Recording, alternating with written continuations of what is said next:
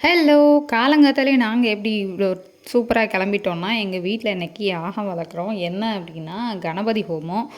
எங்க வீட்ல வந்து பெயிண்ட் அடிச்சுட்டாங்க. பெயிண்ட் அடிச்சுட்டு கரையாந்தூர்ல இருந்ததுனால கொஞ்சம் ரீகன்ஸ்ட்ரக்ஷன்லாம் பண்ணாங்க. ஷோகேஸு ப்ளஸ் பூஜை ரூம் எல்லாத்தையுமே ரீகன்ஸ்ட்ரக்ட் பண்ணிட்டு, இந்த இதுலலாம் டெக்கரேஷன்லாம் கொஞ்சம் பண்ணிட்டு எல்லாமே பண்ணதுனால, சரி திருப்பி யாகம் வளர்த்துடலாம் அப்படின்ட்டு. கணபதி ஹோமம் வந்து எப்போனாலும் பண்ணலாம். இதுதான் பண்ணணும் அப்படின்னு அவசியம் இல்ல. வீட்ல ஏதாவது ஒரு விசேஷம் இருக்கு. இல்லை வீட்டில் நல்லதுக்காகவே ஏதாவது அந்த பாசிட்டிவ் எனர்ஜி இருக்கணும் அப்படிங்கிறதுக்காக கணபதி ஹோமம் வந்து பண்ணுவாங்க. ஸோ அதுக்காக தான் இன்றைக்கி வந்து எங்கள் வீட்டில் எங்கள் அப்பா அரேஞ்ச் பண்ணியிருக்காங்க. காலையிலே எல்லா இது ஏற்பாடும் பண்ணியாச்சு. பண்ணனால 5:30க்கு ஸ்டார்ட் பண்ண ஆரம்பித்தாங்க. அப்படி அந்தாண்ட அப்படியே ஒரு 7:30 வரைக்கும் ஆயிடுச்சு. எப்படியும் ஒரு 2 hours ஆகும் முடிக்கிறதுக்கு. கணபதி ஹோமம் ஸ்டார்ட் பண்ணிட்டு ஃபஸ்ட்டு வீட்டில் உள்ள பூஜை ரூமில் இது பண்ணிவிட்டு அதுக்கடுத்து மெயினாக ஹாலில் வந்து எல்லாமே பண்ண ஆரம்பிச்சிட்டாங்க. எங்களுக்கு சந்தனம் குங்குமம் எல்லாம் கொடுக்க வச்சுட்டு ஸ்டார்ட் பண்ண ஆரம்பித்தாங்க. கணபதி எல்லாமே ஃபோட்டோ வச்சு பண்ணுவாங்க. இங்கே வந்து அவங்க கணபதியோட அந்த முகம் விக்கிரகம் வந்து கொண்டு வந்திருந்தனால அதை வச்சு எல்லாம் பண்ணியாச்சு. எங்கள் அப்புவுக்கு தான் பாவம் போர் அடிச்சிச்சு. ஃபோன் கேட்டுக்கிட்டே இருந்தான். ஒரு நல்ல வேளை எங்கள் அண்ணன் இருந்தனால ஓரளவு சமாளித்து இருந்துக்கிட்டான். நம்ம பேச்செல்லாம் சார் கேட்க மாட்டார். மாமா பேச்சு மட்டும்தான் கேட்பார். அதனால் ஓரளவு வச்சு சமாளித்து வந்தாச்சு. நம்ம குட்டி சார் வந்து தூங்கினதுனால பிரச்சனை இல்லை. அதனால் அவரை இது பண்ணியாச்சு. அப்பா அம்மாவுக்கு மாலை கொடுத்துட்டு, ஏன்னா அவங்க தானே ஹவுஸ் ஓனர்ஸ். அதாவது அந்த இதுக்காக வீட்டில் என்ன நல்லது நடக்கணும் அப்படிங்கிறக்காக யாகம் யார் பண்ணுறாங்களோ அவங்களுக்கு தான் அந்த மாதிரி மெயினாக உட்கார வச்சு பண்ணுவாங்க.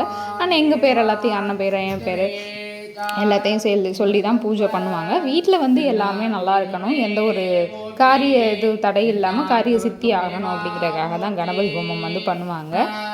சிவ சிவ சுப்பிரமணியோ சுப்பிரமணியோ ஓம் சுவாமியே அப்பா ஓம் ஸ்ரீ மகாதேவதாத்மக மகா கணபதி ஓமா பூஜா கைங்கரிய ஆரம்பேன மகா கணபதி மங்கள கணபதி அனுக்கே பூஜா நாமத்திய கரணயாமி. மொதல் இது முடிச்சுட்டு ஃபுல்லாத்தையும் வீடு ஃபுல்லாக ஆரத்தி காட்ட சொன்னாங்க. ஆரத்தி காட்டி இந்த இது யாக குண்டத்தை வந்து சுற்றி, அதாவது இந்த பூஜை முடிஞ்சு ஃபஸ்ட்டு யாகம் குண்டை வளர்க்குறதுக்கு முன்னாடி இது பண்ணுவாங்க. பண்ணி முடிச்சுட்டு தான் அதை வந்து யாக குண்டத்துக்கான இதை வந்து ஸ்டார்ட் பண்ணுவாங்க. கணபதிக்கு எல்லாமே பண்ணி முடிச்சுட்டு மந்திரம் இதெல்லாம் சொல்லி அவரை வணங்கிட்டு அதுக்கடுத்து தான் யாக குண்டம் வந்து ஸ்டார்ட் பண்ணுவாங்க.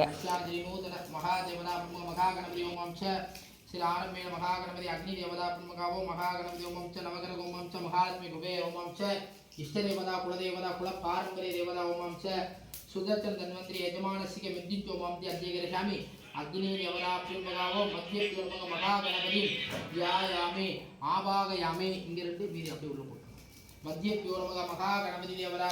யாக குண்டத்தில் வந்து லாஸ்ட்டாக இது வந்து லாஸ்ட் ப்ராசஸ் என்ன அப்படின்னா, ஒரு பட்டு துணியில் எல்லா தானியங்களையும் போட்டு அந்த இதில் வந்து எரிப்பாங்க. அந்த தான் கடைசி ப்ராசஸ். அது முடிச்சுட்டா யாகம் வந்து கம்ப்ளீட் ஆகிடுச்சு அப்படின்னு அர்த்தம். ஸோ அந்த இதுக்கு தான் வீட்டில் வந்து சாமியை கும்பிட்டுட்டு அடுத்து யாக குண்டத்தில் வந்து அது எல்லாத்தையுமே போட போகிறாங்க.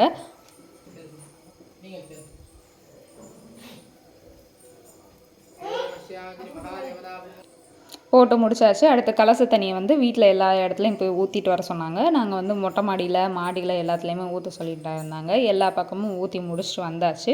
அவங்களும் அடுத்து யாகம் முடிஞ்சதுன்னே அவங்களும் வீட்டை எல்லாத்தையும் பேக் பண்ணிவிட்டு கிளம்பிட்டாங்க. யாகம் நல்லபடியாக முடிஞ்சு மனசுக்கு ரொம்ப திருப்தியாக இருந்துச்சு.